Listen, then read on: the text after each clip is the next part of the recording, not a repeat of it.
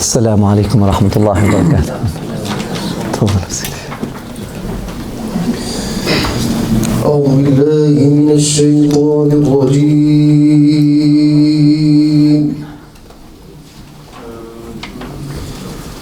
بسم الله الرحمن الرحيم.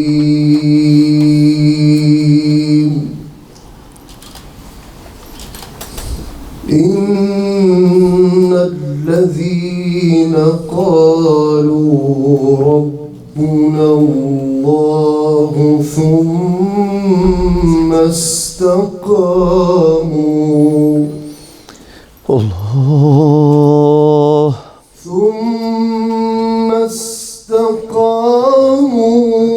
تتنزل عليهم الملائكة ألا تخافوا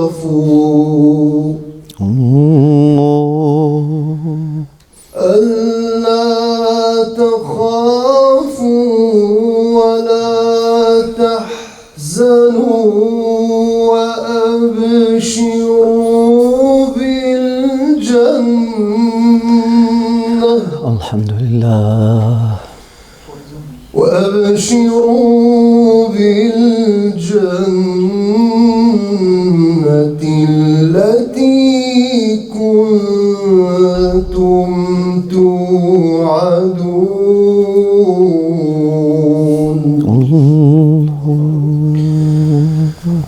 نحن أولياؤكم في الحياة الدنيا وفي الآخرة. نحن أولياؤكم في الحياة الدنيا وفي الآخرة ولكم فيها ما تشتهي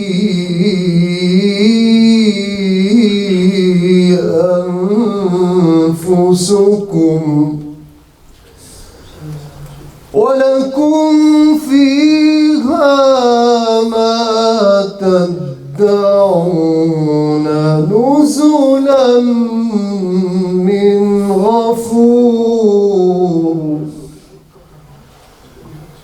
نزلا من غفور رحيم.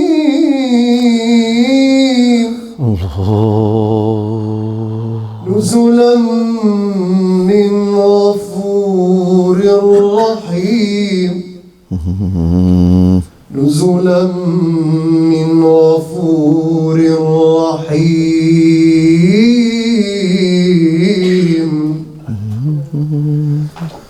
ومن أحسن قولا ممن دعا إلى الله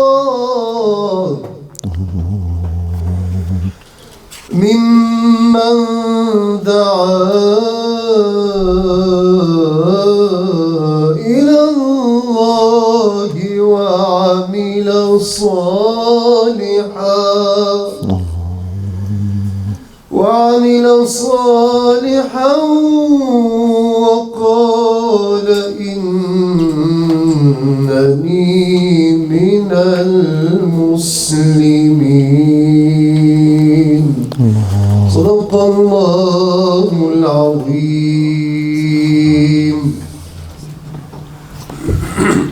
الحمد لله.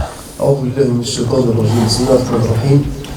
الحمد لله رب العالمين، والصلاة والسلام الأتمان الأكملان الأزكيان على سيدنا محمد صاحب الوجه الأنوار والجبين الأزهار والنور البهي الأبهار وعلى آله حق قدره ومقداره العظيم. إخواني أخواتي أحبتي، السلام عليكم ورحمة الله وبركاته. طبتم وطاب ممشاكم وتبوأتم جميعا من جنة مقعدا. مرحبا بنا وبكم في ضيافة أهل الله وفي حضرة الله وفي جوار الله عز وجل فهي ظلال الكيمياء الربانية نداوي بها أنفسنا. Bienvenue tous et toutes sous les ombrages de l'alchimie divine, l'alchimie du bonheur spirituel, l'alchimie qui est censée aider l'itinérant à cheminer vers Allah subhanahu wa ta'ala en présence des maîtres de la spiritualité, en présence de notre cheikh Sidi Hamdi bin Isa hafidhahullah wa nafa'ana bi'ilmihi wa bi ziyaratihi. حفظكم ونفع بكم. الشيخ العارف لا يعرف كما يقول. Le connaissant n'a pas besoin qu'on le présente. Et j'aimerais bien en fait vous donner un petit aperçu sur le cheikh que vous avez devant vous. Peut-être vous avez l'habitude de le voir sur le net. الشيخ حفظه الله رشحة الزيتونة ونفحة أرض الحكمة من اليمن. Le cheikh c'est le fruit du patrimoine spirituel, scientifique de la Zaytouna en Tunisie. C'est aussi le cadeau de la terre, de la sagesse du Yémen. فالشيخ جمع علم المشرق والمغرب. Il a rassemblé, il a réuni les deux sciences du Maghreb et de l'Orient. فنسأل الله أن يحفظه وينفع به وله جولات في أرض الله عز وجل يذكر فيها الناس بالله تعالى يرشدهم إلى الله عز وجل. C'est l'un des guides de la spiritualité qui a une grande renommée dans le monde. نسأل الله تعالى أن يحفظه ويحفظنا جميعا بزيارته ونسأل الله يرزقنا التعظيم وحسن الأدب. ومن حرم الأدب حبس عن الطلب. qu'Allah nous donne le respect des gens d'Allah subhanahu wa ta'ala. سبق لبعض أشياخنا أن قال من الناس من تحركهم الأشواق ومن الناس من همهم نبش في الأوراق. Il y a des gens qui sont animés par le désir ardent d'aimer Allah, d'avoir la proximité d'Allah. Il y a des gens qui passent leur temps à fouiller dans les feuilles, dans les livres. والشوق إلى الله تعالى ذوق. Ce désir ardent, c'est un goût qu'on ne peut pas trouver dans les livres. On peut lire l'Alchimie du bonheur de Imam al-Ghazali, tout seul à la maison, mais on ne pourra pas sentir ce goût, sauf si on est en présence de quelqu'un qui a goûté à ce plaisir spirituel. D'habitude, nous avons dans le projet des ateliers de lecture au sein de l'Institut Imam Malik de Compiègne, nous avons l'habitude de lire tout le livre et de le commenter et de l'étudier. Cette fois-ci, Inch'Allah Ta'ala, nous allons laisser Cheikh faire ce qu'il veut. Inch'Allah. نحن في حضرتك ونحن طلابك ونحن كالأموات بين يدي المغسل. فعل بنا ما شئت. مرحبا بك شيخنا. حفظكم الله وبكم. Bienvenue parmi tes frères et tes sœurs. تفضل سيدي. Alhamdulillah Rabbil Alamin. Alhamdulillah. Bienvenue à vous et à toutes et tous. Alhamdulillah Rabbil Alamin, dans la présence d'Allah subhanahu wa ta'ala, dans la présence des anges qui déploient leurs ailes et qui font baisser leurs ailes, signe de respect et signe d'amour et d'agrément pour celles et ceux qui viennent chercher le savoir, chercher le ilm. Qu'est-ce que c'est le ilm? Le ilm n'est pas de l'information stérile. Le ilm ne peut pas être réduit à des mots prononcés, à moins que ces mots-là soient une guérison pour des mots, des cœurs et des mots d'esprit. العلم خشية كله. العلم هو ما أورثك الخشية لله سبحانه وتعالى. Le vrai ilm, qui a cette noblesse, qui a ce statut et qui a cette place aux yeux d'Allah subhanahu wa ta'ala et aux yeux des anges, au point que Allah subhanahu wa ta'ala fait en sorte que les anges et même les poissons dans la mer et les oiseaux dans le ciel demandent pardon et s'investissent dans cet appui spirituel, alignent leur énergie avec l'énergie de ce chercheur de ilm, de cette personne qui enquête ce ilm-là, s'il a atteint cette noblesse-là au regard d'Allah et au regard des prophètes et des anges d'Allah subhanahu wa ta'ala, c'est parce que il s'agit effectivement de l'ilm, de l'alignement de l'énergie humaine avec le nafhat al-Rahman subhanahu wa ta'ala, avec Allah subhanahu wa ta'ala. Le ilm de khashya, le ilm, l'art de cultiver cette présence, l'art de cultiver cette confiance, l'art de cultiver cette conscience et l'art de cultiver cette reconnaissance. L'art de cultiver cette reconnaissance afin de pouvoir d'arriver à dire Alhamdulillah. Alhamdulillah, c'est le fruit de toute une vie passée dans la proximité d'Allah subhanahu wa ta'ala, dans le service d'Allah subhanahu wa ta'ala. C'est le seul dhikr d'ailleurs qui reste après la mort. وقالوا الحمد لله الذي أذهب عنا الحسن وأورثنا الجنة نتبوأ منها.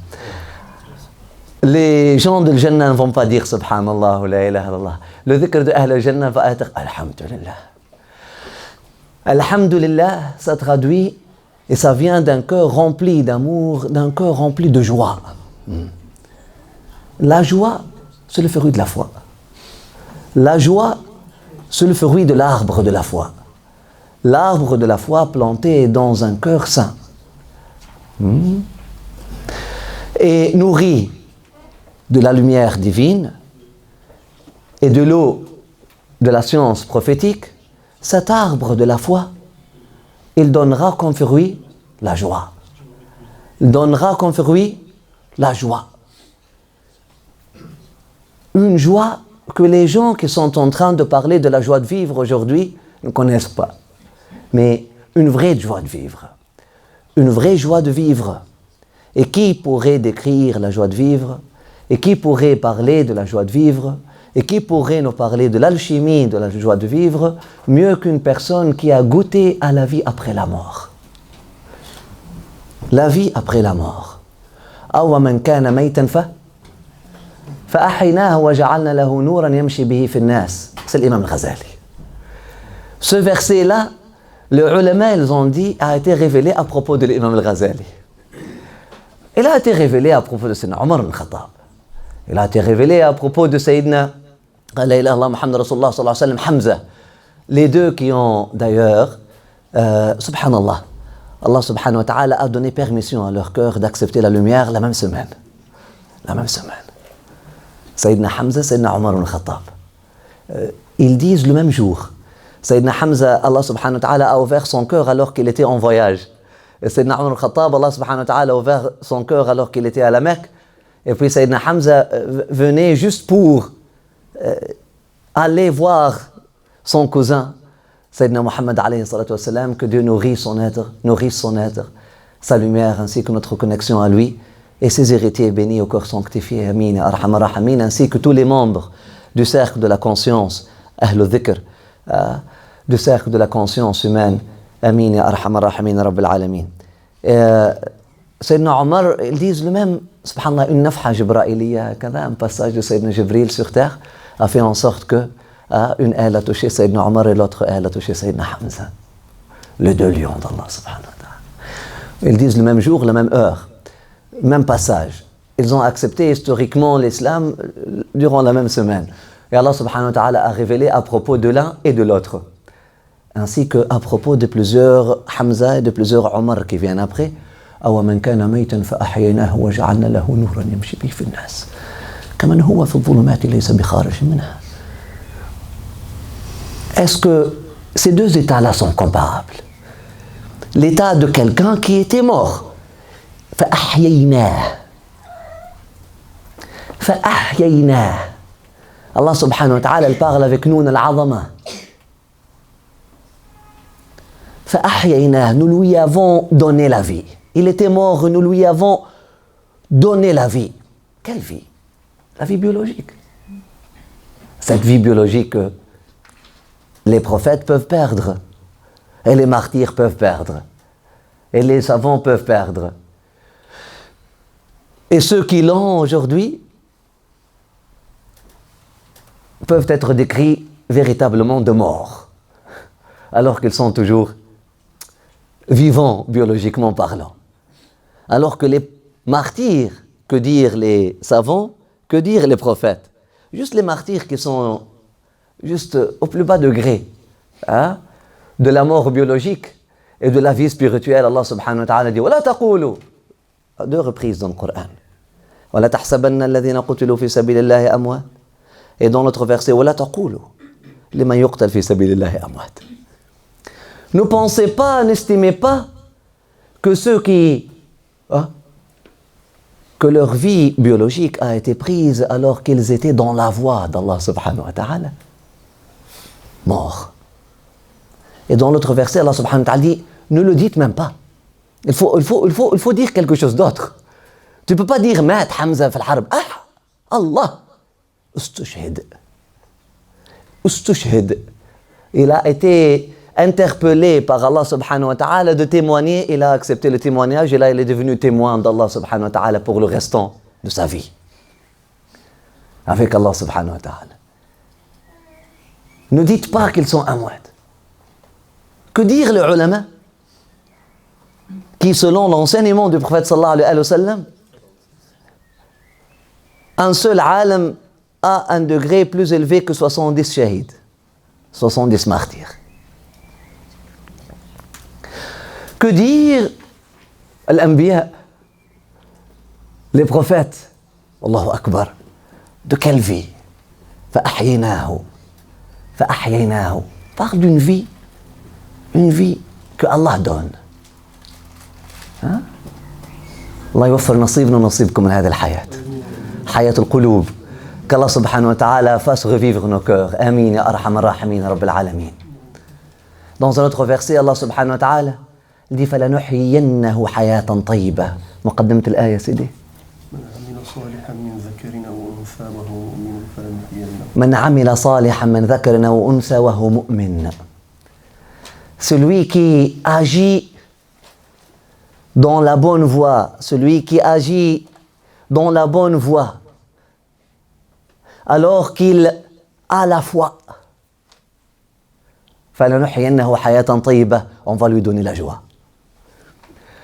Celui qui agit dans la bonne voie, ayant la foi, وهو مؤمن, فلنحيينه حياة طيبة, on va lui donner la vraie vie et la vraie joie de vivre. La vraie joie de vivre.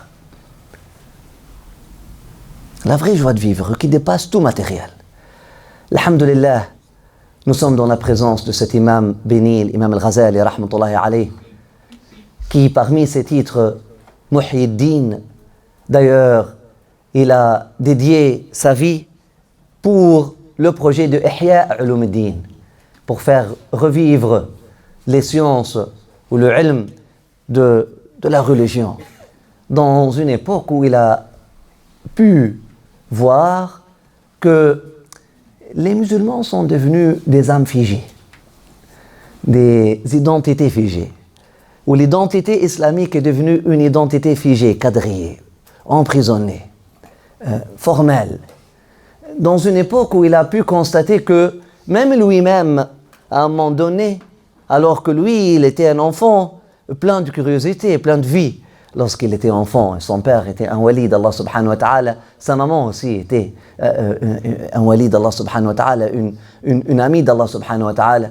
Ils lui ont passé cet amour d'Allah, mais subhanallah, lorsqu'il est rentré dans la madrasa, il dit, Imam al-Ghazali, son expérience n'était pas la meilleure. Lorsqu'il est rentré dans le cadre formel d'apprentissage islamique, il a dit, subhanallah, cet amour pour Allah et cette soif pour Allah a été un peu quadrillé, emprisonné. Et là, on me donne de l'information. Il a dit, j'ai dû rediriger, recanaliser l'énergie qu'Allah subhanahu wa ta'ala me donne dans une énergie d'apprentissage. Effectivement, il a appris tous les livres qu'on lui a donnés. Mais à un moment donné, il est revenu. Lorsqu'il a constaté en lui comme aux autres cette identité islamique figée. Cette identité figée. Comme dans notre parole, pour paraphraser qu'est-ce qu'il a dit, pas pour ajouter quoi que ce soit, il a constaté qu'il est devenu un avoir islamique, pas un être. Un avoir, un objet.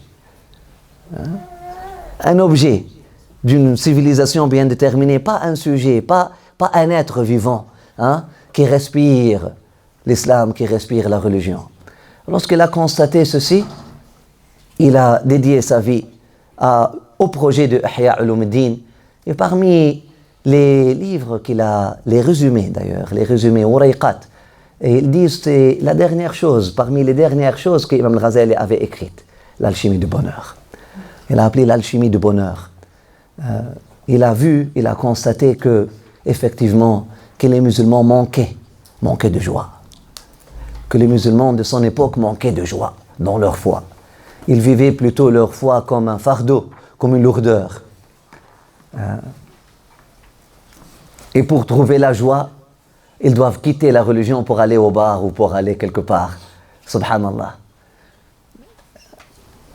Un état qui rappelle un peu notre état aujourd'hui, c'est pour ça le Ihya Ulumuddin, l'alchimie du bonheur et les œuvres d'Imam al-Ghazali, les œuvres d'un être vivant par Dieu qui a atteint la vie éternelle, qui a reçu la vie éternelle d'Allah subhanahu wa ta'ala, ne sont jamais morts, ils sont toujours à jour. Ils sont toujours à jour. Alhamdulillah. Il t'adresse la parole, nous récitons la Fatiha, Inch'Allah, pour son âme bénie, qu'Allah subhanahu wa ta'ala nous connecte à lui, Inch'Allah. On dit souvent que l'exercice de développement de conscience, l'exercice de développement de reconnaissance, et l'exercice de développement de croissance spirituelle doit passer par un exercice de développement de connexion aux êtres conscients, aux êtres reconnaissants et aux êtres croissants, aux êtres vivants par Allah, en Allah, pour Allah. Inch'Allah, on demande la connexion spirituelle avec cette âme bénie, l'âme de l'imam al-Ghazali, à travers Surat al-Fatiha, Inch'Allah. Et pourquoi Surat al-Fatiha? Surat al-Fatiha dit Ihdina, Iyaka na'bud wa Iyaka nasta'in. En réalité, Surat al-Fatiha, c'est une méditation qui englobe toutes les âmes conscientes. Lorsque tu récites Surat al-Fatiha, tu la récites avec tous ceux qui ont vécu cet état avant vous et tous ceux qui vont vivre cet état après vous. Et cet état-là, vraiment, c'est l'état de la foi. Mais Kunuz al-Arsh, al-Fatiha, c'est l'état de la foi universelle. Mais Kunuz al-Arsh, al-Fatiha, wa awakhir Surat al-Baqarah. C'est pour ça, ce sont les meilleures choses que tu peux offrir ou partager la connexion avec ou chercher la connexion avec une âme bénie, une âme qui n'est plus là avec vous biologiquement ou qui est là, un frère ou une sœur. Al-Fatiha, Ihdina Sirat al-Mustaqim, et l'autre, Amana Rasulu bima unzila ilayhi min Rabbihi wal mu'minun, kullun amana billahi wa malaikatihi wa kutubihi wa rusulihi, wa qalu سمعنا وأطعنا غفرانك ربنا وإليك المصير هكذا ربنا لا تؤاخذنا. C'est toujours le noun al-jama'a. Inch'Allah, on récite ces versets-là au début tout en demandant une connexion parce que nous sommes confiants que l'âme de l'imam al-Ghazali est en train de réciter ces versets-là présentement, ainsi que toutes les âmes des prophètes et toutes les âmes des savants, parce que ça c'est un état spirituel universel des âmes conscientes. Inch'Allah, sur la langue de toutes, et cherchons l'harmonie avec toutes les âmes conscientes sur terre, nous récitons Al-Fatiha et les derniers versets de Surat Al-Baqarah, et on les offre à l'âme de l'imam al-Ghazali. Inch'Allah, cherchons cette connexion afin que on puisse bénéficier plus, Inch'Allah, de sa présence spirituelle parmi nous à travers ces quelques paroles qu'il a laissées derrière lui, cet héritage spirituel vivant. Amin. A'udhu billahi minash shaitanir rajim. Bismillahir rahmanir rahim. Alhamdulillahi rabbil alamin. Ar-Rahmanir Rahim. Maliki yawmiddin. Maliki yawmiddin. Iyyaka na'budu wa iyyaka nasta'in. Ihdina as-siratal mustaqim. Siratal ladhina an'amta alayhim.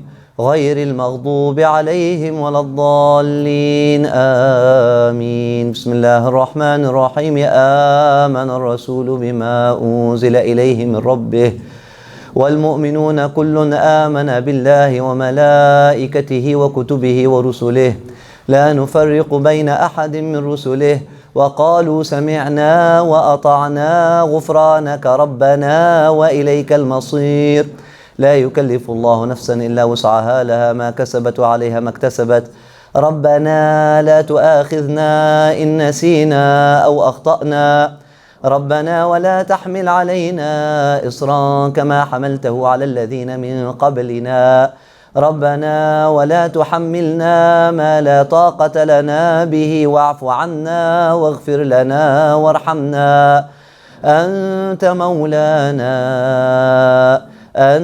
مولانا فانصرنا على القوم الكافرين آمين.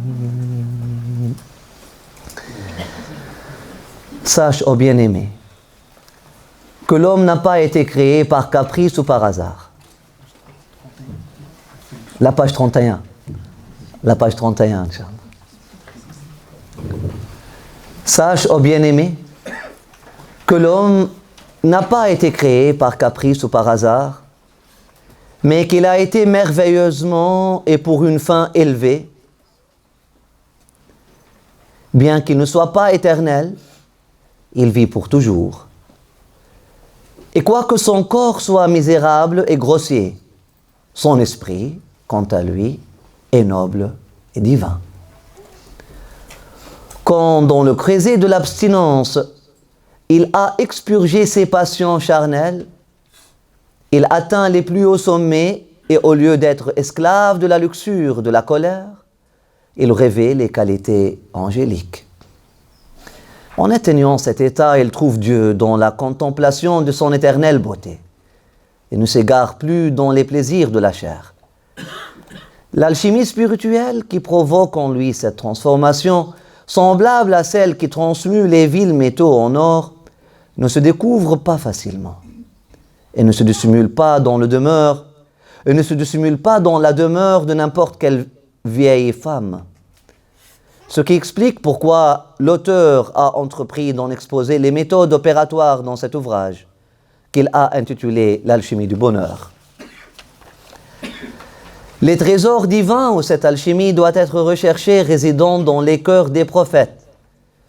Celui qui s'imagine la découvrir ailleurs sera déçu et échouera dans sa quête le jour du jugement lorsqu'il entendra ces paroles. Nous t'avons ôté le voile et tu es doté en ce jour d'un regard d'acier.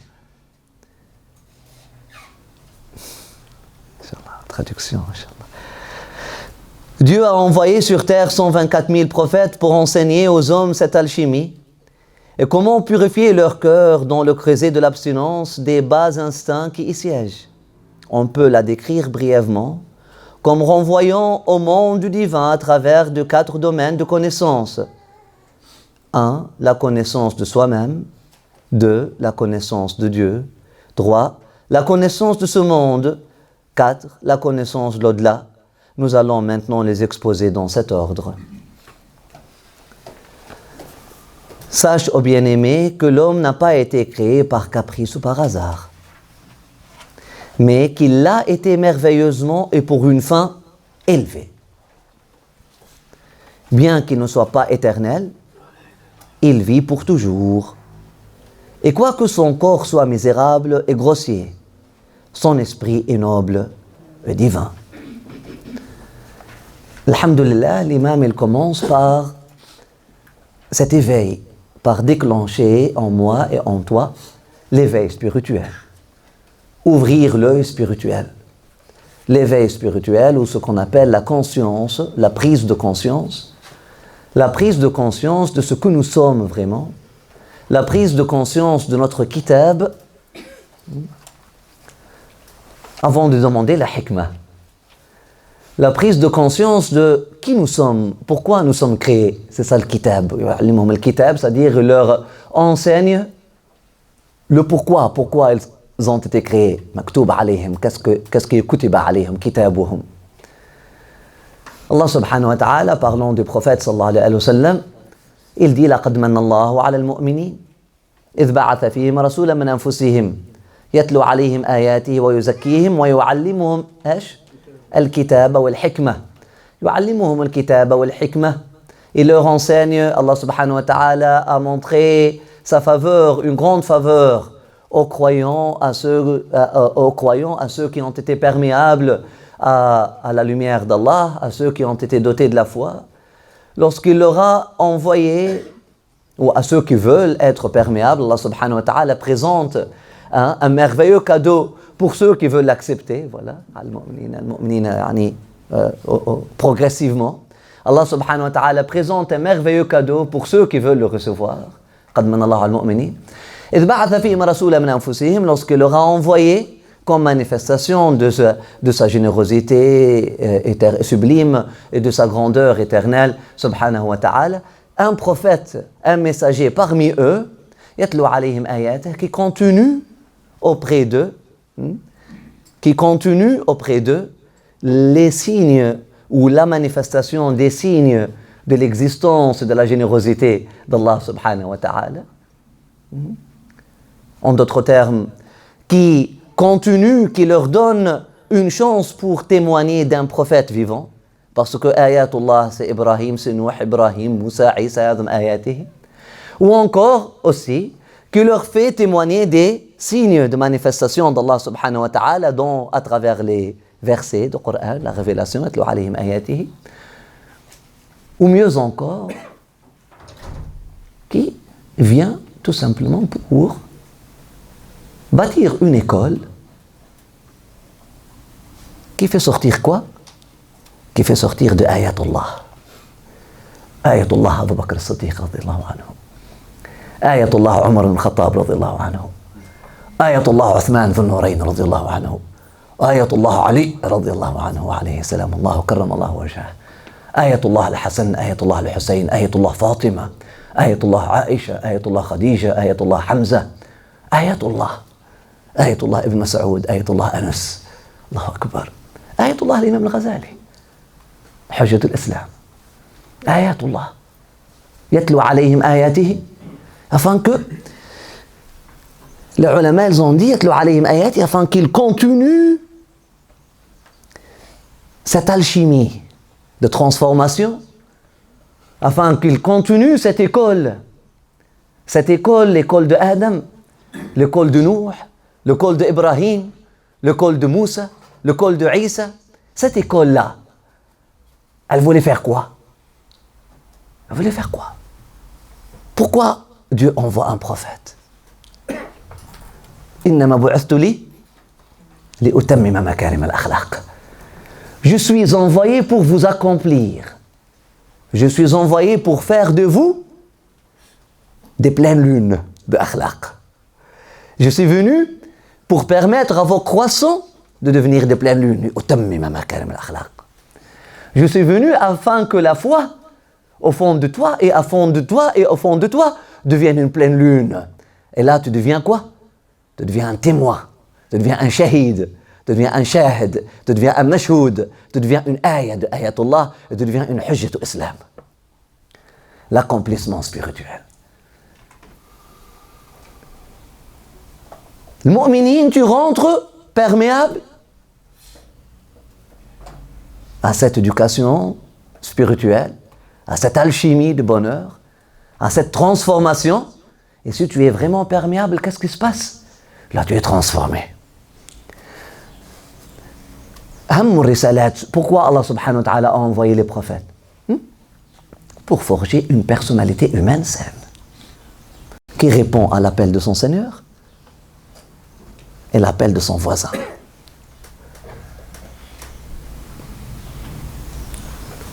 Une personnalité humaine saine qui répond à l'appel de son Seigneur, et qui répond aux besoins de son voisin, la complétude, on peut dire la complétude, ou je peux forger le mot, la complétion, l'accomplissement, et la complétion, et l'aboutissement de la foi se manifeste de deux façons.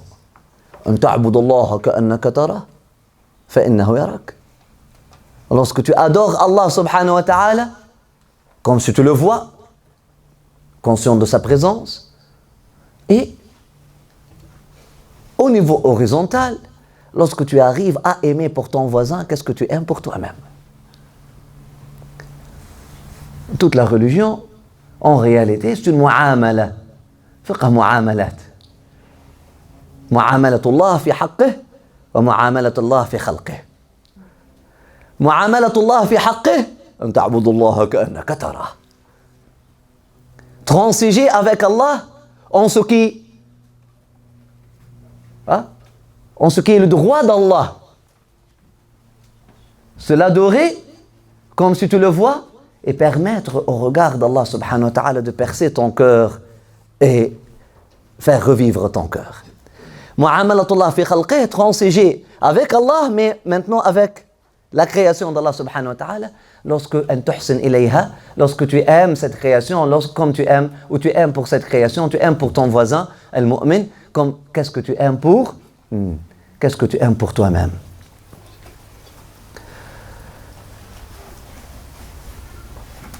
Le but donc, al-gharad, al-hadaf, le but, la mission prophétique, est là pourquoi? Pour forger une personnalité humaine saine.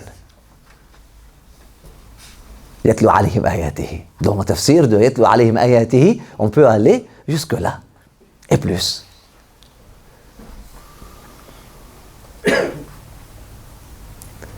Wa yuzakkihim. Et les élèves élèvent leurs âmes et purifient leur cœur. Wa yu'allimuhum al-kitaba wal-hikma.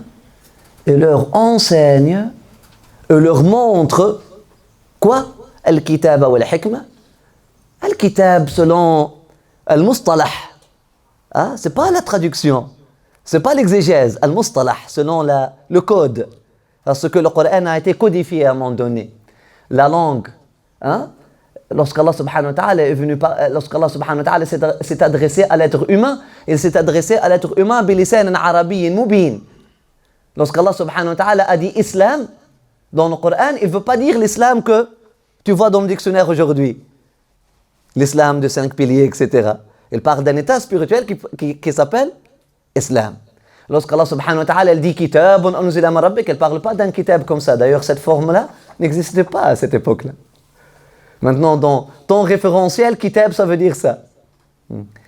Ala kulli hal, c'est pas un problème de comprendre que al-kitab ou al-hikmah, comme les savants disent, le kitab c'est le Coran, al-hikmah c'est la sunna du prophète sallallahu alayhi wa sallam. Effectivement, c'est un exemple. Le kitab, le Coran, c'est un exemple de kitab. Le hikmah, c'est un exemple. Le sunna, c'est un exemple de hikmah. Mais le kitab ou le hikmah, dans une langue arabe, avant la codification, comprenez? Avant la codification, avant que le terme arabe pur et libre devienne un terme scientifique ou un code, comprenez? Parce que le mot sharia, avant la codification, voulait dire quoi? Voulait dire quoi? Voix ou encore source pure. Maintenant, après la codification, elle veut dire quoi? Elle veut dire la loi divine. Est-ce que les deux définitions s'excluent? Non. Mais la loi divine, si elle respecte son essence, et elle reste fidèle à l'esprit originel, et elle reste une voix pure,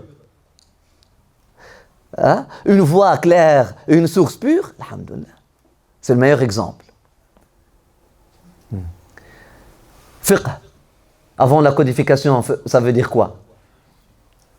Lorsque le prophète sallallahu alayhi wa sallam il a dit « Man yuridillahu bihi khayran yufaqihu fi d-din » est-ce qu'il voulait dire qu'il devienne malikite ou shafi'ite ou hanafite ou qu'il finisse le cursus d'un madhab bien déterminé? Non.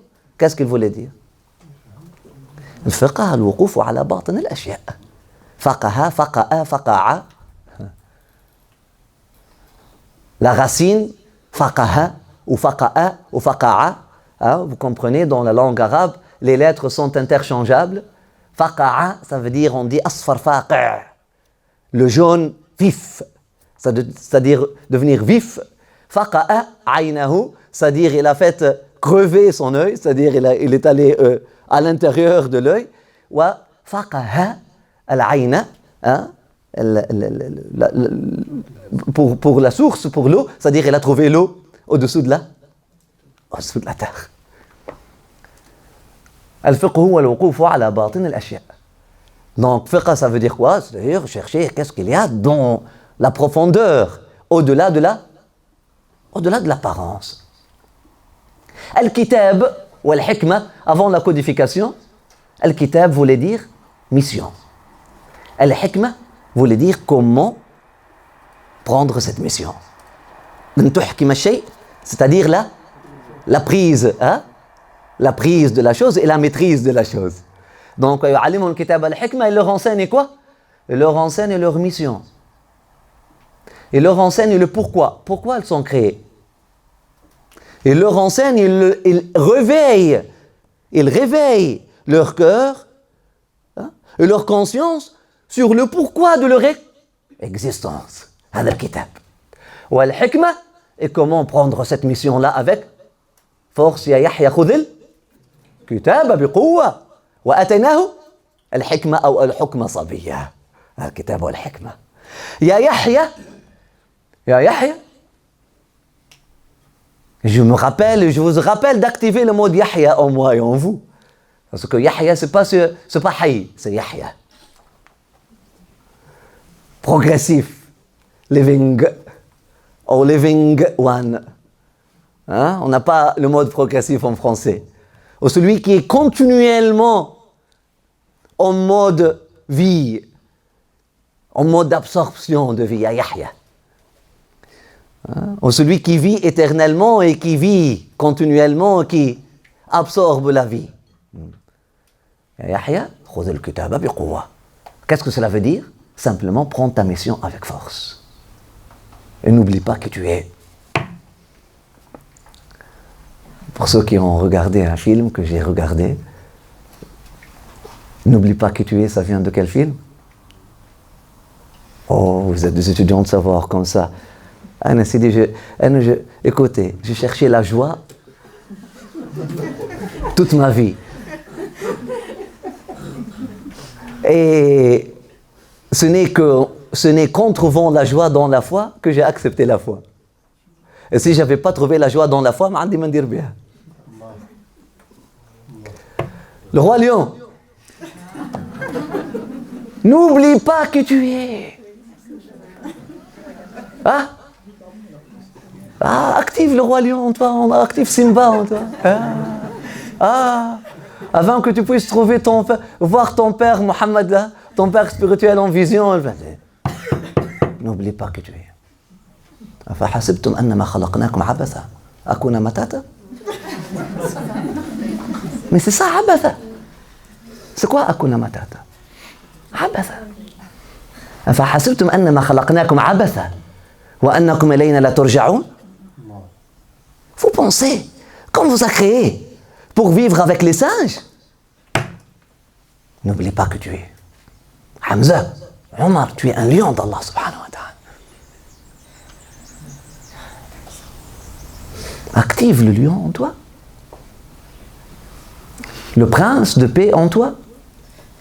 Et rappelle-toi de ton père spirituel et de ta mère spirituelle qui te dit tu n'as pas été créé pour jouer.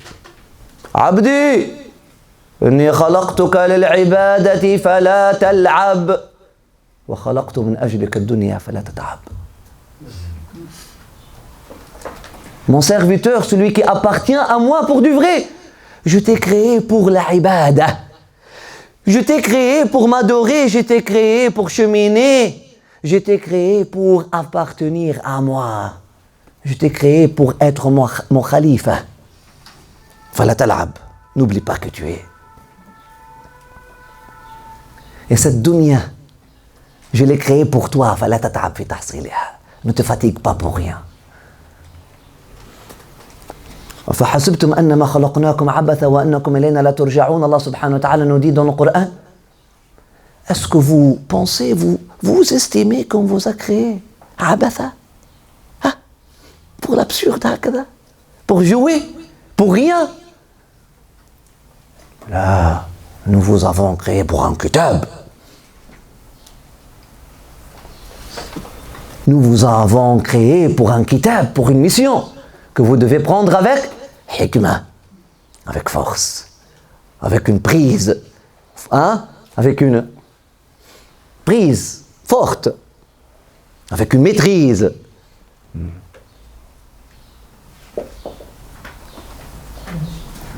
Donc, le premier paragraphe, on appelle ça l'œil.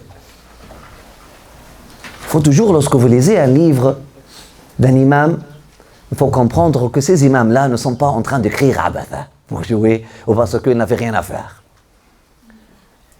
S'il a appelé son livre, intitulé son livre L'alchimie du bonheur, il veut que vous deveniez... parce que son livre, ses paroles sont une alchimie du bonheur.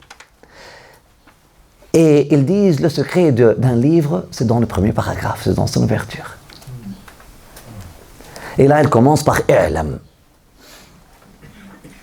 Il y a un verset qui commence par « fa'lam ».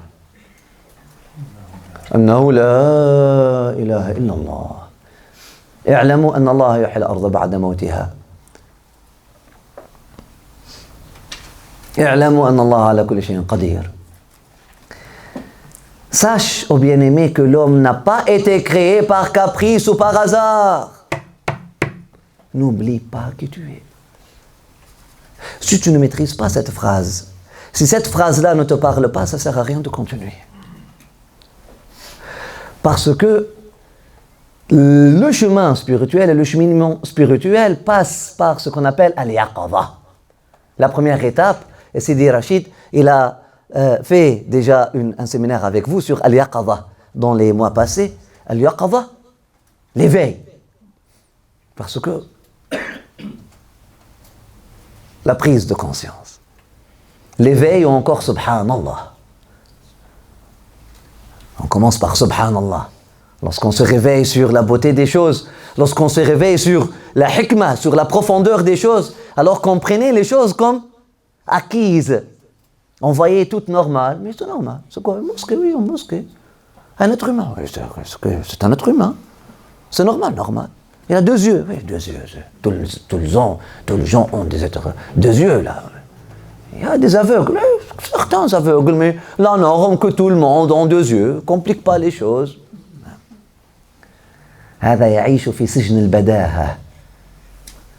Celui-là, il vit dans la prison de la normalisation ou dans la normalité ou la prison de la prendre les choses pour acquises.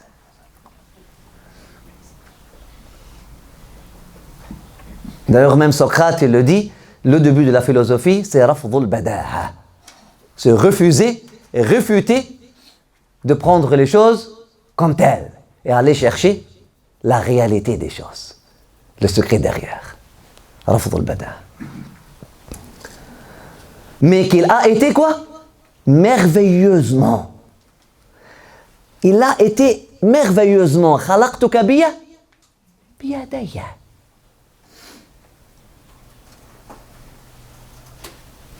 Biyadayya. Allah subhanahu wa ta'ala l'a créé toute chose par sa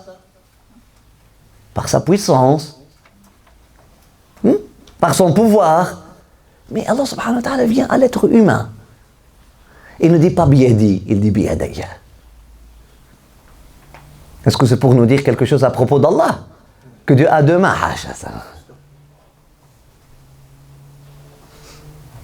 On n'est pas dans un dars d'aqida. Dans la aqida, le maqam, tanzih. Dans la aqida, dans un dars d'aqida, la ligne directrice de toutes les idées doit être, ou la matrice de toutes les idées doit être, التنزيه ليس كمثله شيء سميع ليس كسمعه شيء بصير ليس كبصره شيء قوي ليس كقوته قوة قدير ليس كقدرته قدرة يشاء ليس كمشيئته مشيئة وهكذا.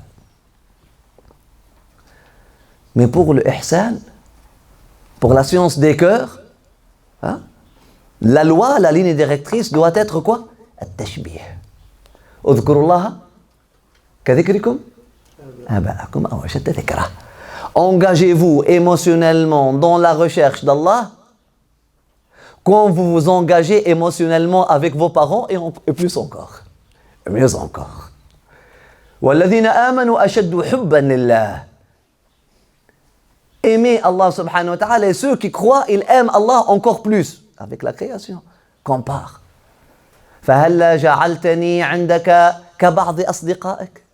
Abdi, dans un hadith qudsi, Allah subhanahu wa ta'ala s'adresse à nous. Est-ce que tu peux me traiter au moins comme un de tes amis?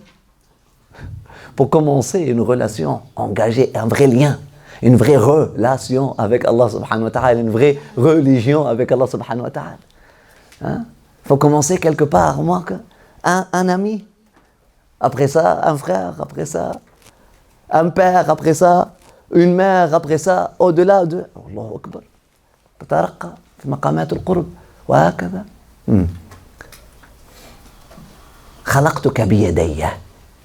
Allah subhanahu wa ta'ala, il a créé tout l'univers بيد وخلق الإنسان بيديه. عجيب. Ça doit interpeller quelque chose. À propos de nous, pas à propos d'Allah. À propos de nous et à propos des secrets et des trésors qu'Allah subhanahu wa ta'ala a mis dans cet être humain. On dit khalaqa shay'an biyadayhi, c'est-à-dire avec pleine attention. Et l'attention d'Allah subhanahu wa ta'ala n'est jamais déficiente. Donc pour créer l'être humain, l'attention était encore fi akmal al-kamalat. C'est quelque chose au-delà de ce qu'on peut imaginer. La beauté de l'être humain, la beauté de son intelligence, la beauté de sa pensée. Allahu Akbar. Akmal al-makhluqat wa ajmal al-makhluqat. Le plus complet, le plus beau, et subhanallah, c'est la création qui manifeste la beauté du divin le plus. Je dis subhanallah pour un être humain, lorsqu'il voit la fleur, il dit subhanallah. Et lorsqu'il voit son frère être humain, il ne dit pas subhanallah. Man a'jab. Man ajmal. Mais on prend nos frères et sœurs pour acquis. An wallah ya habib. Juste voir quelqu'un qui se prosterne. Juste voir des larmes qui sortent de l'œil d'un être humain, juste en implorant son Seigneur. Est-ce qu'il l'a vu? Cette affaire de la foi, là. Cette affaire de la foi, عجيبة هذه. عجيبة هذه. La foi. Allah, l'iman. أعظم الكرامات. Est-ce qu'ils l'ont vu? Même Allah subhanahu wa ta'ala nous interpelle. فهل رأوني؟ كلا يا رب فكيف لو رأوني؟ Est-ce qu'ils m'ont vu? Non, ya Allah. Comment? Que ferait-il alors s'ils m'auraient vu? وماذا يسألونك؟ الجنة فهل رأوها؟ Est-ce qu'ils l'ont vu le paradis? Qu'ils sont en train de demander? Non, ya Allah. Que ferait-il s'ils l'auraient vu? وما يستجيرونني يستجيرونك من النار فهل رأوها؟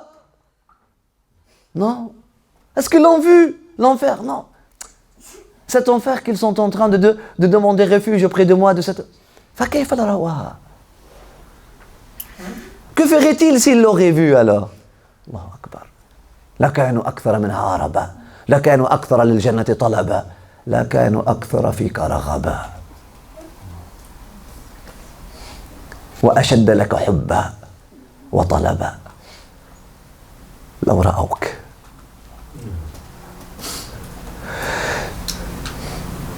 La foi, subhanallah,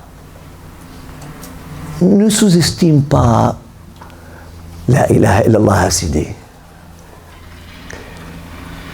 Elle n'a pas été donnée comme ça. Wa ma'arifat hurmatullah doit passer par ma'arifat hurmat la ilaha illallah.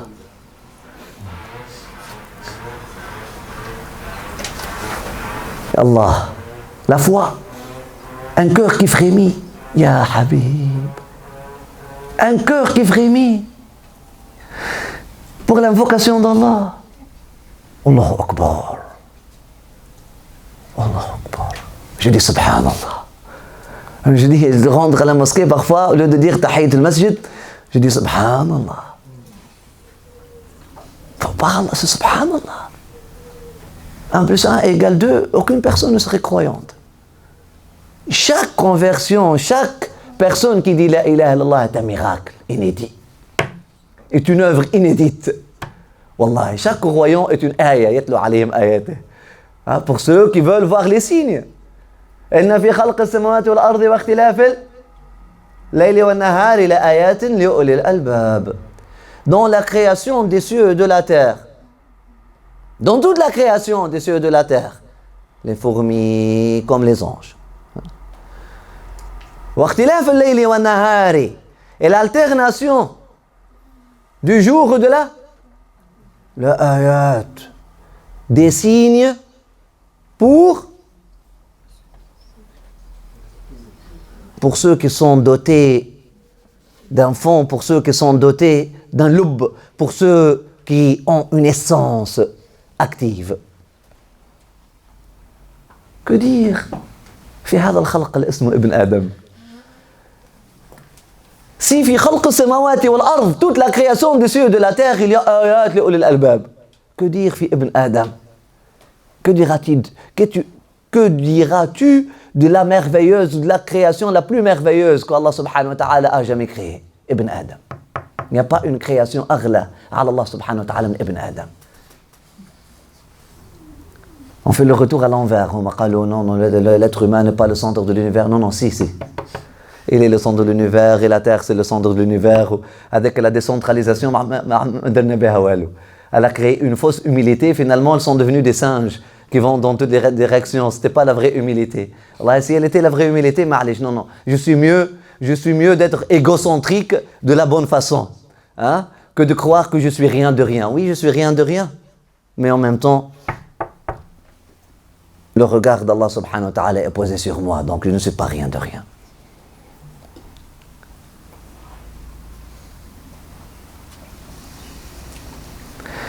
ولا إله إلا الله محمد رسول الله صلى الله عليه وسلم. La création هذه ابن آدم la plus merveilleuse. Et اختلاف الليل والنهار, c'est l'alternation du jour et de la nuit. Un soleil qui se couche et un soleil qui se... Il y a des signes qui devraient interpeller les gens de la science, dotés d'un cœur vivant et qui ont compris qu'ils ont une essence. C'est l'alternance du jour physique, de ce duha physique, de la nuit physique, al-layli idha saja physique. Que dire l'alternance entre la foi et le kufr? يا مقلب القلوب والأبصار ثبت قلوبنا على دينك يا محول الأحوال توفنا على أحسن حال. Que dire dans l'alternance des états spirituels de l'être humain? Subhanallah. Un jour, aspiration et un jour, expiration. Ou la ilaha illallah. Ou la ilaha illallah. Le changement d'état. أَوَمَنْ كَانَ مَيْتًا فَأَحْيَيْنَاهُ. Il était endormi, on l'a réveillé. Il était mort, on l'a fait revivre. Il a été merveilleusement et pour une fin élevée. Bien qu'il ne soit pas éternel, son esprit l'est. Bien qu'il ne soit pas éternel, son esprit l'est. Il a été merveilleusement et pour une fin élevé, bien qu'il ne soit pas éternel dans son corps. Son esprit l'est. L'esprit est éternel. L'esprit est éternel. L'esprit la yakfur. L'esprit ne meurt jamais. L'esprit ne peut jamais nier l'existence d'Allah. L'esprit est toujours présent avec Allah. L'esprit est infatigable. Il faut tout simplement permettre à l'esprit de devenir le roi en toi. Comme ils ont permis à Youssef de devenir le roi de Misr après qu'il a été dans le puits et dans la prison. Hakada, ton esprit en toi, Allahu A'lam, est-ce qu'il est dans le puits? Et les frères, les 11 frères qui sont tes membres l'ont jeté dans le tu veux adorer Allah avec tes membres, avec tes 11 membres. Hein? Tu veux juste la religion, subhanallah, ce corps physique, il s'est accaparé de l'héritage prophétique. On pense que la religion puisse être réduite dans faire ceci, ne pas faire cela, faire ceci, ne pas faire cela. Oui, Youssef, et nous avons jeté notre Youssef au fond de nous, dans le puits. وبعدين امرأة العزيز en toi, le nafs en toi, qui a convaincu le roi en toi, le cœur en toi. Même lorsque le roi en toi a vu que Youssef, masha'Allah, est من بعد ما رأوا الآيات آيات يوسف la paresse du cœur, qu'Allah subhanahu wa ta'ala nous en préserve et vous en préserve. Amin ya arham ar-rahimin ya rabbal alamin. Subhanallah. Cherche ton esprit, est-ce qu'il est enfoui dans un puits ou enchaîné dans une prison? Mais lorsque tu vois un rêve, c'est mieux de l'envoyer à l'esprit pour l'interpréter, parce qu'il n'y a que lui qui va l'interpréter pour toi. Est-ce que tu comprends? Ou c'est compliqué? Bismillah. Le rêve, c'est pas pour rêver, il dit. Le rêve, c'est pour te réveiller. Le rêve, c'est du monde du réveil. Bien qu'il ne soit pas éternel, cet être humain, son esprit l'est, et par excellence. Et quoique son corps soit misérable et grossier, son esprit est noble et divin. هذا اللطيفة الربانية, subhanallah. Maintenant, après cette introduction de quelques lignes, ton œil est ouvert. Tu as développé ta conscience. Maintenant, elle va naviguer avec toi pour détailler cette prise de conscience dans un exercice de développement de conscience. Il te dit, quand dans le creuset de l'abstinence, l'être humain, il aurait expurgé ses passions charnelles, quand dans le creuset de l'abstinence, le creuset, s'il y a quelqu'un, le mot creuset, vous l'aimez? Hein? Ça doit être très positif. Hein?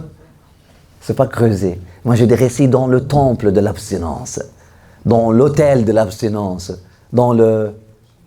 Hein? Dans le... Non. C'est comme... Ouais, c'est une grotte, c'est une... Il fait allusion à Ghar Hira. Il fait allusion à un temple, vraiment, là où... Hein? Nous avons visité la chambre de l'imam Ghazali à Jérusalem. Tu te rappelles, c'était où? C'était où? Souterrain. Tu vois? Et il fait allusion à ça. C'est là où il a fait preuve d'abstinence, l'imam Ghazali. Hein? C'est quoi? C'est quoi le nom? Mieux que creuser. Non? Hein? Une cave. Hein? Pas quelque chose de plus romantique? Ah, d'accord, on l'a appelé quoi? Sanctuaire, ermitage. Ouais. Lorsque dans l'ermitage de l'abstinence, faute de mieux, hein, le français c'est pas ma spécialité, mais vous devez trouver des mots qui parlent. Si un chrétien, lorsqu'il lit l'alchimie du bonheur, ne retrouve pas un livre qui parle mieux du bonheur que tous les livres des chrétiens, jusqu'à ce qu'on arrive à un niveau de traduction qui puisse convaincre le cheminot chrétien et le cheminot bouddhiste et le cheminot hindou que vraiment nous avions des ayatullah de cheminement mieux que leur gourou, jusqu'à ce qu'on arrive à ce niveau-là, on n'a rien fait. Parce que sinon, la traduction, il faut la libérer un peu. Dans mon langage, je dis, quand dans l'ermitage de l'abstinence, ou dans le temple de l'abstinence, il aurait expurgé ses passions charnelles, l'être humain, lorsqu'il se livre au cheminement spirituel. là, il va atteindre les plus hauts sommets. Il atteindrait les plus hauts sommets. Et au lieu d'être esclave de shahwa ou al-ghadab, au lieu d'être esclave de ses passions et de sa colère, il revêt les qualités angéliques. Comme toi et moi aujourd'hui, nous sommes guidés, qu'Allah nous protège et qu'Allah nous élève nos âmes, Inch'Allah, et nous fasse transformer par la baraka de cette alchimie. Et nous sommes des esclaves de notre désir d'acquérir quelque chose et refutation d'une autre chose. Abid shahwa, abid ghadab. Alors que shahwa wal ghadab, shahwa, le désir d'acquérir quelque chose, al-ghadab, la refutation d'une autre chose, la résistance à quelque chose aussi, ou encore la colère. Ils ont été donnés à l'être humain, à l'âme humaine, afin de servir comme instrument. Comme instrument. C'est pour être canalisé. Le prophète, il a du désir ou n'a pas de désir? Et là, il a dit son désir, alayhi salatu wassalam. Qu'Allah subhanahu wa ta'ala aligne nos désirs avec son désir. Et alimente notre désir de son désir. Ou Nabi عنده غضب ولا ما عنده غضب? Bien sûr. C'est pas la colère de ton père, de mon père, la colère parce que tu n'as pas réussi au 6e ou au bac. C'est pas cette colère-là. Après ça, lorsque tu fais pas ta prière, moi, c'est pas cette colère-là. Et on peut même pas l'appeler une colère. On l'appelle une résistance au mal. Une détermination. Une détermination dans la résistance au mal.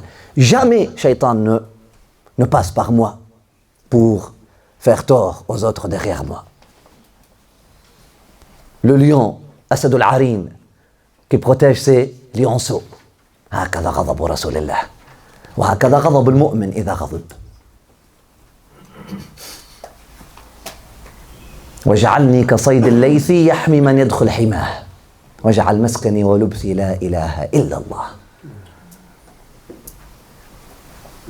ثبت يا ربي حديثي واسقني بخير الغيث واجعلني كصيد الليث يحمي من يدخل حماه واجعل مسكني ولبثي لا إله إلا الله. Le croyant ne se fâche pas pour des futilités. Mais il s'indigne. Il s'indigne et ça fait ressortir en lui cette force prophétique, cette force spirituelle de résistance. De résistance à quoi? De résistance au mal. La wallah. La Ummah de Mohammed ne sera pas défaite à cause de ma lâcheté. La wallah. Je ne permettrai pas à l'ennemi de rentrer par ma porte parce que si je ne me tiens pas, je serai une gap, je serai un trou, une passerelle par laquelle l'ennemi puisse rentrer. Qu'Allah me préserve, vous préserve d'être des passerelles pour les ennemis. فَلَنُؤْتَيَنَّ مِنْ قِبَلِكَ فَلَنُؤْتَيَنَّ مِنْ قِبَلِكَ. Le prophète sallallahu alayhi wa sallam rappelait chaque membre de son armée avant le combat. Il leur dit فَلَنُؤْتَيَنَّ مِنْ قِبَلِكَ. Qu'on ne soit pas attaqué de ton manquement, à cause de ton manquement. Je te demande pas plus, je te demande juste d'accomplir ta mission, de rester à ta place et de te maintenir là où Dieu t'a... Subhanallah.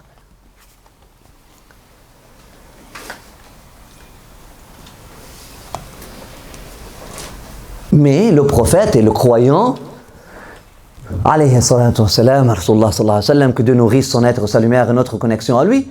Comme le croyant, le vrai croyant, celui qui chemine, il va canaliser ce désir, il va canaliser cette résistance-là, afin de désirer qu'est-ce qui est digne pour un être humain créé par les deux mains d'Allah subhanahu wa ta'ala de désirer, enfin d'aspirer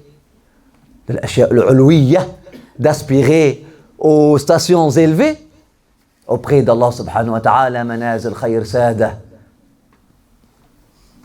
et de fermer la porte et de refuter et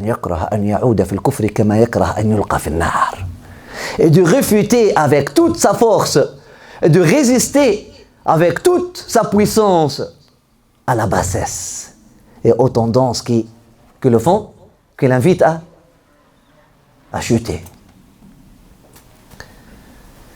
Là, lorsque dans l'ermitage ou dans le temple de l'abstinence, il aurait expurgé ses passions charnelles, etc. Il atteint les plus hauts sommets et au lieu d'être esclave du désir de la colère, il revêt les qualités angéliques. C'est quoi les qualités angéliques? Qui peut décrire les anges? Tu dois pouvoir décrire les anges. Comme Allah subhanahu wa ta'ala les a décrits. Comment ils sont? Yallah, bismillah. Inna alladhina 'inda rabbika. Hati. La yastakbiruna 'an 'ibadatihi. Hati. Bil-layli wan-nahari. Hati. Wa la yas'amun. La yastakbiruna 'an 'ibadatihi. Ils sont toujours dans la ibada. Bil-layli wan-nahar. Jour et nuit. La yafturoun, ils ne se fatiguent même pas. Est-ce que c'est possible d'atteindre ce degré-là? Oui, c'est possible. Nous avons rencontré des êtres humains comme ça. On dirait, subhanallah, ils ne se fatiguent pas. La ilaha illallah. Parce qu'ils sont 'inda rabbika, hadi la clé. Ils ne sont pas 'inda anfusihim. Pourquoi moi je jeûne, je prie la nuit et je me fatigue? Parce que tu es 'inda nafsik, tu n'es pas 'inda rabbik. Tu es attaché à toi-même. Tu es en train de gaspiller ton énergie dans un projet de perfectionnisme. Afin que vers la fin tu dis Alhamdulillah, Subhani, Ana Akbar, Ana khayru minhu, A'udhu billah. Reste petit, c'est mieux pour toi. Si tu ne réussis pas dans ce chemin-là, c'est un cadeau d'Allah subhanahu wa ta'ala, parce que l'aboutissement, tu ne l'aimeras pas. L'aboutissement, c'est Ana khayru minhu. Tu ne pourras pas réussir dans une voie qui mène à un résultat qui fera de toi, wal'ayadhu billah, un shaitan, qui fait l'écho du chant démoniaque qui est Ana khayru minhu, je suis mieux que lui, ou je suis mieux que elle. Qu'Allah te protège et me protège. Mafhoum. Si tu es 'inda nafsik, رحمة بك انك تتعب وانك ما تقدرش تسبح بالليل والنهار وانك si tu es prisonnier de ton âme, si tu es prisonnier de toi-même, si tu es dans une quête de recherche de toi-même, de gloire de toi-même, c'est un cadeau qu'Allah subhanahu wa ta'ala te donne sous forme d'échec. Alhamdulillah, tu ne peux pas te réveiller pour faire la prière de Fajr, tu ne peux pas faire ton wird, tu ne peux pas exceller. Alhamdulillah, c'est une ni'ma. Taqid l'affaire rahma bihim. Enchaîner les démons, c'est une rahma pour eux, parce que sinon ils feraient du tort. Mais si tu es 'inda rabbik,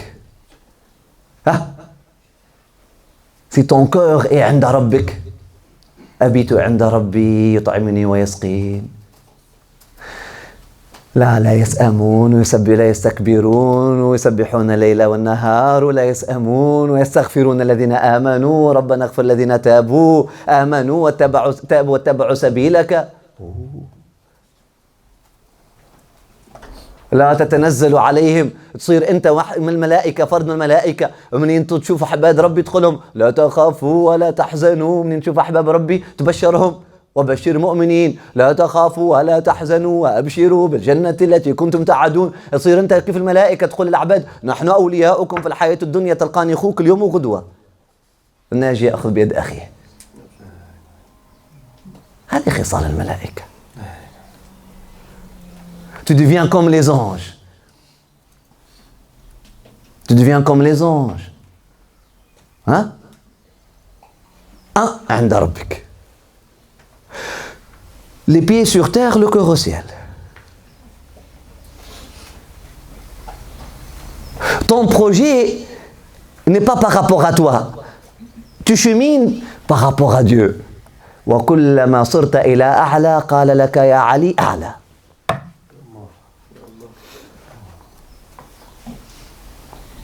Hein? Si ton corps est auprès d'Allah, le plus que tu fasses, le mieux que tu deviennes, lisanul haqq, Allah subhanahu wa ta'ala, elle te dit plus.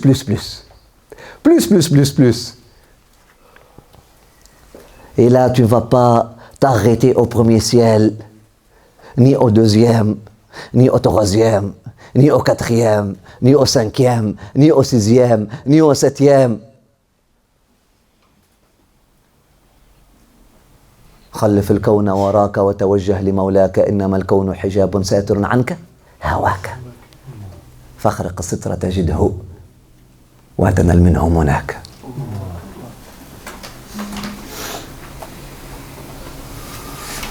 Est-ce que tu comprends?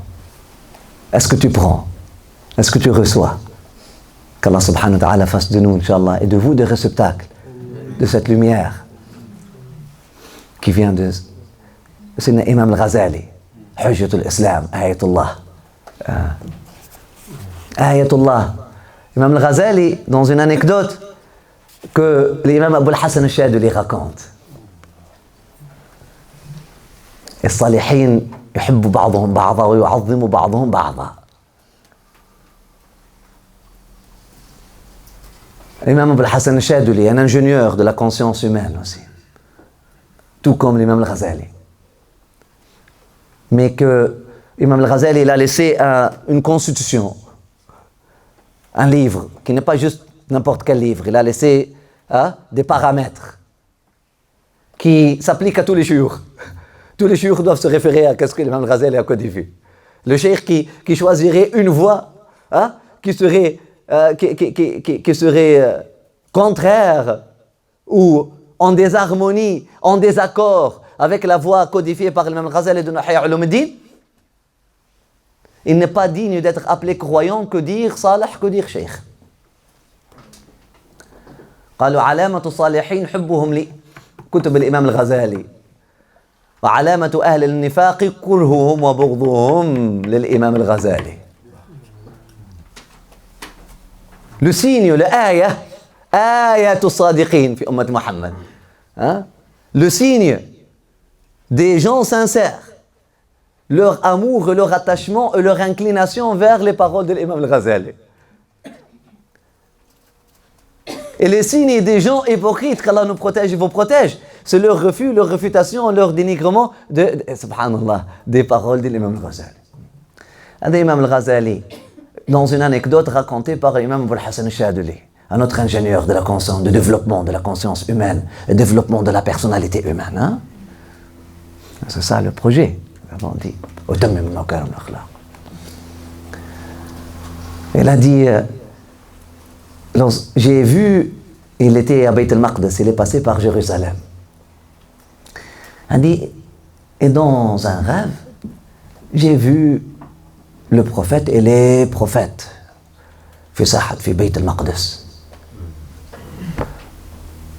J'étais là pour témoigner.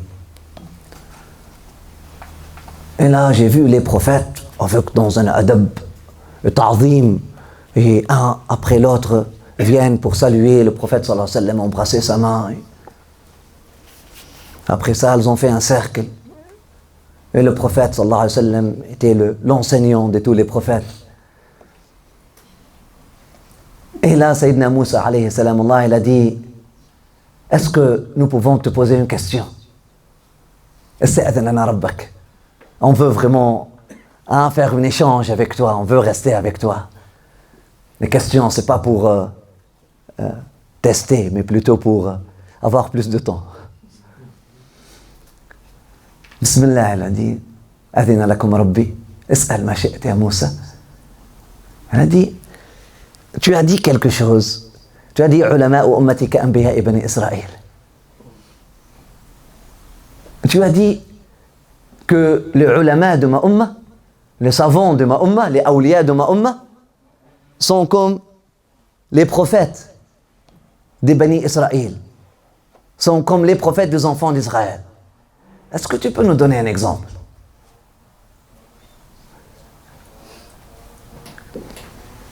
Et là, Imam Abul Hassan al-Shadili qui raconte, il a dit, le prophète sallallahu alayhi wa sallam a dit, Hatu li ibni Abi Hamid al-Ghazali. Amenez-moi mon fils Abu Hamid al-Ghazali. رؤيا الصالحين حق وتعليم قال فتدارسوها فإنها حق. Le prophète sallallahu alayhi wa sallam, lorsque il a vu son rêve, il a dit رؤيا الصالحين حق. أيوة. Ils ont amené l'imam al-Ghazali. Alors qu'il y avait plusieurs awliya. Abul Hassan al-Shadili était là.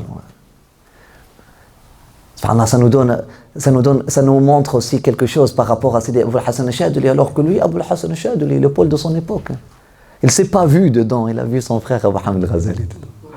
Hein? Il aurait pu voir, si son nafs était là, il aurait pu voir Hatouli ibn Abul Hassan al-Shadili. Non, Hatouli ibn Abu Hamid al-Ghazali. Il a dit, Sayyidina Moussa, et Sayyidina Moussa, il a dit, Ya Mohammed, est-ce qu'on peut lui poser une question? Il a dit, Bismillah. Il a dit, Masmouk, tu t'appelles comment? Il a dit, Mohammed bin Mohammed bin Mohammed bin Ahmed al-Ghazali. Il a dit, Innama sa'altuka an ismik. Je t'ai demandé ton nom. Tu me donnes ton nom, le nom de ton père, le nom de ton grand-père, le nom de ton arrière-grand-père, et le nom de ton village. Et même Mohammed al-Ghazali a baissé sa tête. Il dit, Ya Rasulallah, est-ce que je peux répondre au kalim d'Allah? Il dit, Bismillah, réponds. Il dit, Uswatan bik. Je l'ai fait par art avec toi, parce que j'ai voulu t'imiter. Lorsque ton Seigneur t'a demandé, Matilka biyaminika ya Moussa, lorsque ton Seigneur t'a demandé, qu'est-ce que tu as dans ta main? Tu n'as pas juste dit, Tilka asaya. Tu as dit, Tilka asaya, tawakka'u alayha wa ahushu biha ala ghanami wa liya fiha ma'arib ukhra. J'ai appris ça de toi, Sayyidina Moussa. J'ai appris ça de toi. Ah, Hujjatul Islam. Dit, j'ai appris ça de toi, Sayyidina Moussa. Lorsque ton Seigneur t'a demandé, qu'est-ce que tu as dans ta main droite? Tu n'as pas dit, voilà, c'est mon bâton. Tu as dit, c'est mon bâton, je l'utilise pour faire ceci, je l'utilise pour faire cela, je l'utilise pour ceci, et je l'utilise pour cela, et je l'utilise pour plein d'autres choses.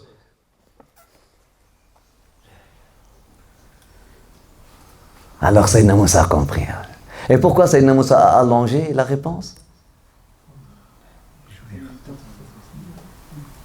Pour jouir du moment. الاستزادة للاستفادة.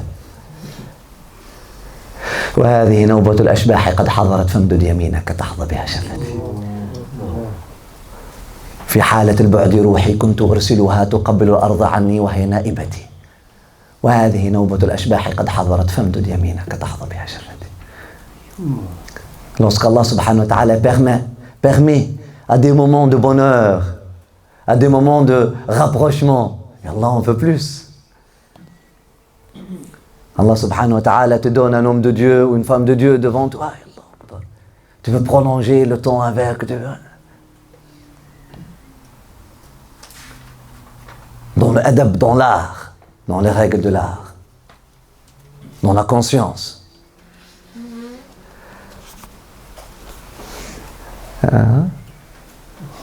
Et pour allonger le temps avec Sayyidina Moussa, Abu Hamid al-Ghazali, il a allongé la réponse. Mais dans sa réponse aussi, il y avait Muhammad bin Muhammad bin Muhammad bin Ahmad. Allahu Akbar.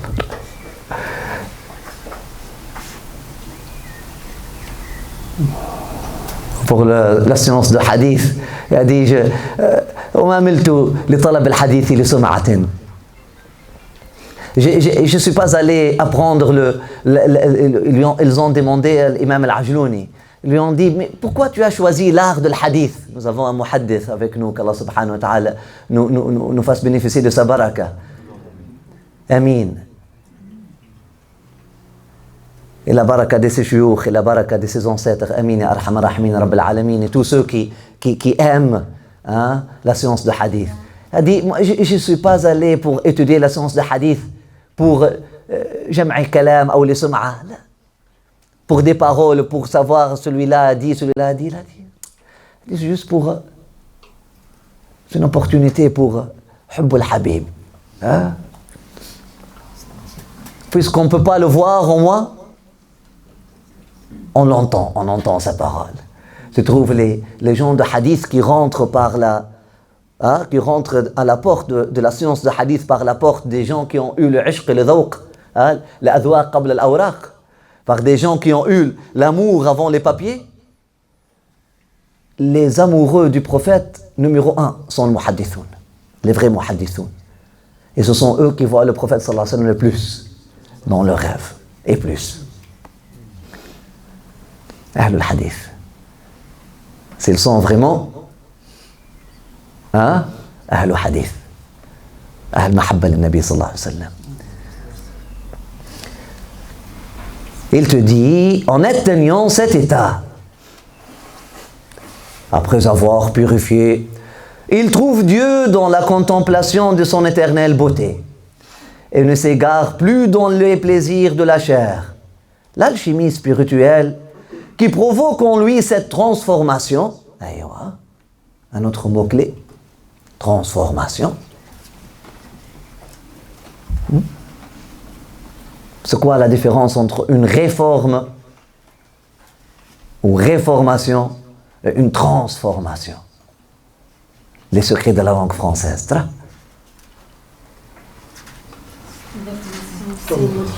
Réformation, on est en train de modifier quoi? La forme. C'était dans cette forme, c'était une monarchie, ça va devenir une république, mais la tyrannie est là, est la même.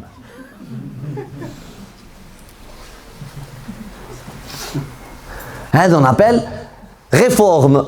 Et ceux qui demandent, qui veulent la réforme, on les appelle les réformés.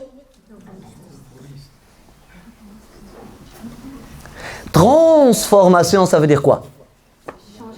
Aller au-delà de. Trans, c'est-à-dire au-delà de. Translucide, transforme, transcendance,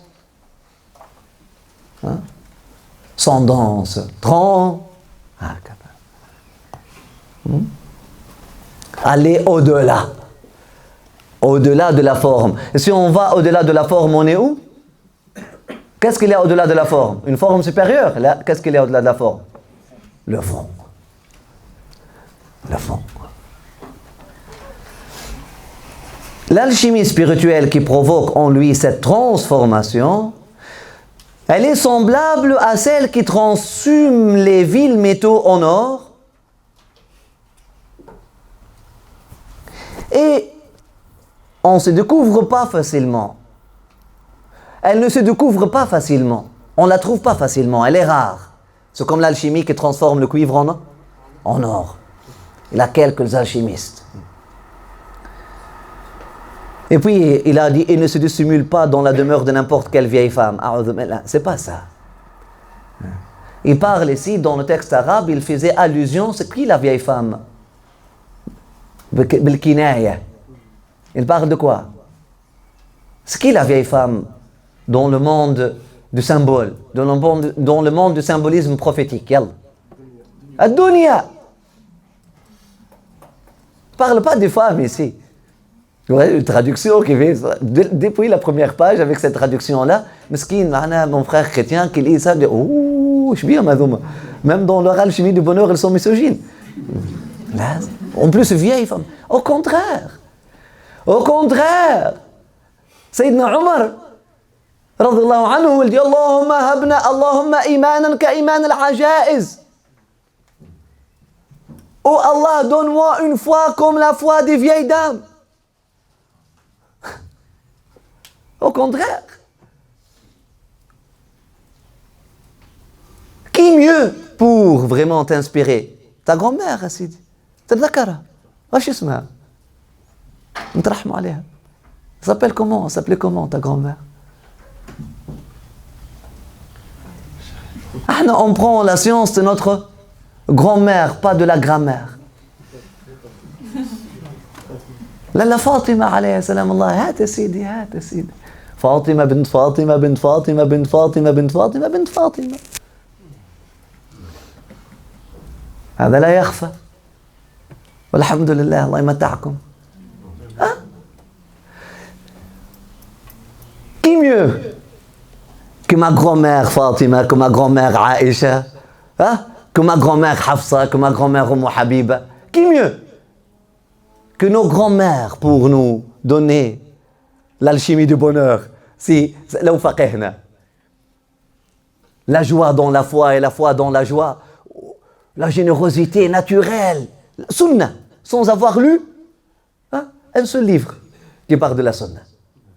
Le gestuel de nos grands-mamans. Subhanallah. La sunna. Qur'an yamshi. Qur'an yamshi. Elle connaît Qul huwallahu ahad, d'accord. Moi je connais une grand-mère qui récite même Qul huwallahu ahad. Elle ne pouvait pas la réciter bien. Elle connaît le Fatiha par un miracle. Mais Qul huwallahu ahad, elle récite Qul huwallahu ahad, Allahu samad wa ma kifu ahad. Elle dit Qul huwallahu ahad, Allahu samad, lam yalid wa lam yulad. Qul huwallahu ahad, Allahu samad, خير من الوالد ومن ولد وما كيف واحد. يلا بسم الله. Dans sa parole. هذه, lorsqu'ils ont transféré c'est une vraie anecdote. Elle était enterrée et puis ils ont dû transférer le cimetière à un moment donné. Quelques années plus tard, ils l'ont trouvée exactement comme elle était. Avec l'odeur du musc. هذه, pourquoi? Elle avait cette qualité. Elle ne refusait à aucun mendiant. Elle donnait toujours ses robes aux mendiants. Toujours elle avait double. Elle sort avec une nouvelle robe, une nouvelle takhlila, une nouvelle, pour la donner aux mendiantes qui n'avaient pas assez de vêtements. Un jour, elle n'avait rien. Une mendiante elle a dit Ariane, Ksini, je suis nue. Elle a dit suivez-moi. Elle n'avait qu'une seule robe. Celle qui était sur elle. Elle est rentrée chez elle, elle s'est mise sous une couverture, et puis elle a jeté sa robe à la mendiante de dessus du mur. Et est restée chez elle. Et c'est comme les vieilles femmes, qaddasallahu asrarahun. Non, on ne parle pas. Mais il dit ici, et ne se dissimule pas dans la demeure de cette vie d'ici-bas, qui dans le dictionnaire du symbolisme prophétique, Uritu dunya, le prophète sallallahu alayhi wa sallam a dit, Juliyat liyat dunya. Juliyat liyat dunya. La dunya s'est révélée à moi sous la forme d'une vieille dame qui a perdu ses dents. Et ma baqiya fi umriha illa qalil. Et qui ne reste dans sa vie que quelques jours, mais qui se maquille, subhanallah, qui cherche à dissimuler sa vieillesse. Hadi la dunya, la vie d'ici-bas. Donc il faut changer le sémantique ici. Voilà, ce qui explique pourquoi l'auteur a entrepris d'en exposer les méthodes opératoires dans cet ouvrage qu'il a intitulé l'alchimie du bonheur, les trésors divins, où cette alchimie doit être recherchée, réside dans le cœur des prophètes. Celui qui s'imagine la découvrir ailleurs sera déçu et échouera dans sa quête. le jour du jugement, lorsqu'il entendra ces paroles, nous t'avons ôté le voile, et tu es doté en ce jour d'un regard, pas d'acier, mais d'un regard hadith, c'est-à-dire d'un regard perçant. Barakallahu fik. Dieu a envoyé sur terre 124 000 prophètes pour enseigner aux hommes cette alchimie. Bien sûr. Rien que pour ça. Pourquoi les prophètes ont été envoyés? Pour la transformation humaine. Pour forger une personnalité saine. Anta al-matloub. Tu es le projet d'Allah, ya ibn Adam. Tu es le projet divin. C'est pour ce projet qu'Allah subhanahu wa ta'ala t'a envoyé des ingénieurs, 124 000 ingénieurs principaux. Et après ça, il a continué d'envoyer des ingénieurs secondaires. Mais sache que Ibn Adam, écoute, ce projet t'a été confié juste pour dire oui ou pour dire non. Mais ce projet ne t'appartient pas.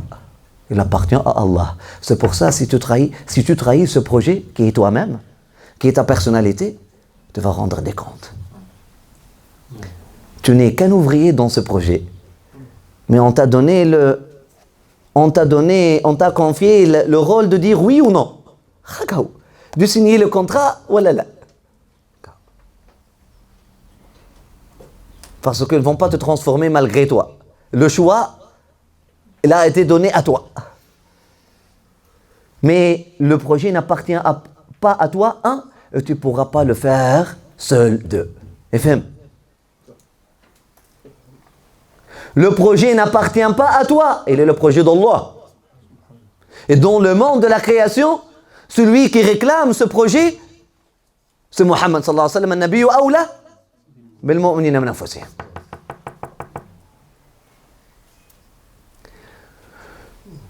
Deux, tu ne peux pas travailler sur ton projet seul. Dans le perfectionnisme, dans le mépris de soi, ou l'illusion de grandeur, si tu arrives à quelque chose, ou le mépris de soi, tu t'arrives à rien, donc tu ne peux pas aborder ce projet seul. Pour signer le contrat, je veux me transformer, bismillah. Yallah, l'ingénieur principal, et Mohammed, montre-moi. Yallah, les ingénieurs. Venez, aidez-moi, trouve un ingénieur à qui tu confies, ou un architecte, à qui tu confies ce projet. Après ça, tu ne viens pas, non, tu donnes à l'architecte, va étudier le terrain, va bâtir en toi une personnalité saine, un cheikh mourabbi, un imam.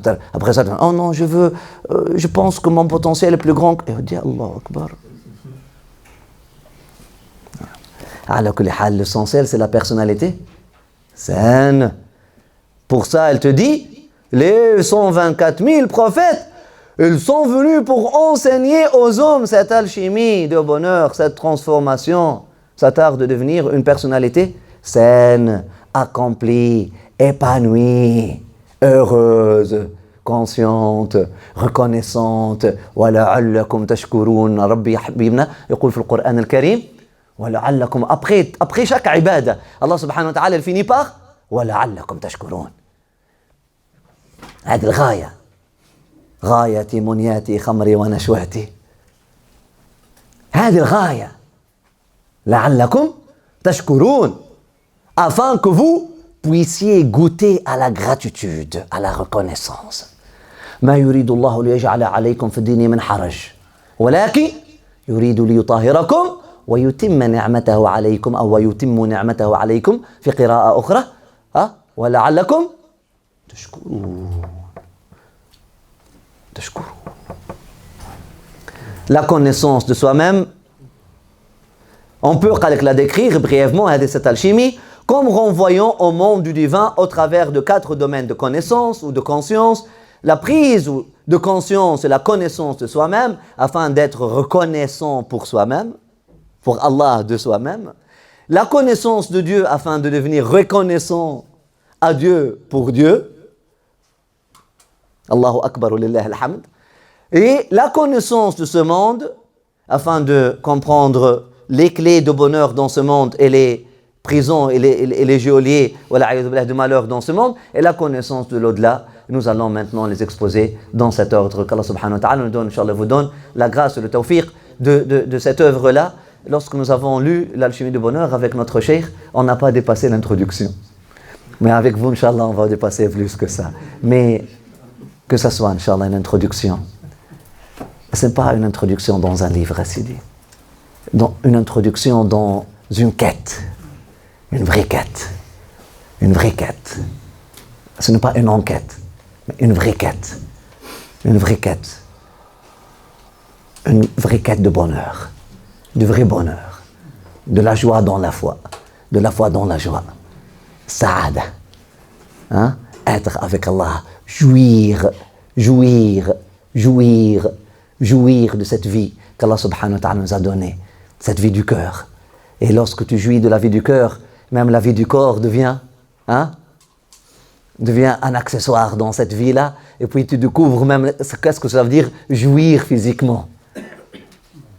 Qu'Allah nous donne, Inch'Allah vous donne le tawfiq. Alhamdulillah Rabbil Alamin.